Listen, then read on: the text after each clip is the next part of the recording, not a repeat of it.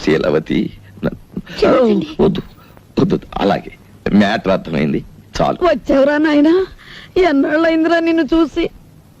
ఆగు మావయ్య, కూర్చోండి మావయ్య.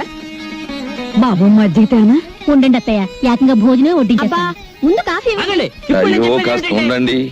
ప్రియమైన నా కుటుంబ సభ్యులారా, అప్పుడు ఆ అనావృష్టి, ఇప్పుడు ఈ అతివృష్టి రెండూ మంచివి కావు. మధ్య తరగతి మనిషి ఎత్తుకి పల్లానికి మధ్య ఎదిగి ఎదగని మనిషి. పైనుంచి చూసేవాడికి కింద కనిపిస్తాడు, పల్ల నుంచి చూసేవాడికి పైన కనిపిస్తాడు. అతను రెండు చేతులు చాచి అంతస్తులు అందుకోలేడు, ఒక్క చెయ్యి చాచి అడుక్కోను లేడు. నేను చెప్పేది ఒక్క మన కుటుంబం గురించే కాదు, మనలాంటి కుటుంబాలు ఈ దేశంలో లక్షోపలక్షలు. ఓ మధ్య తరగతి మనిషిగా మాలాంటి కుటుంబ సభ్యులు 50 మందిని నమస్కరించి అడిగేది ఒక్కటి: ఇంటి యజమాని ఇంటికి చేరుకోగానే అతను 4 ముద్దలు తిని కడుపు చల్లార్చుకునే వరకు సమస్యలతో వేధించకండి, ప్రశాంతంగా ఉండనివ్వండి.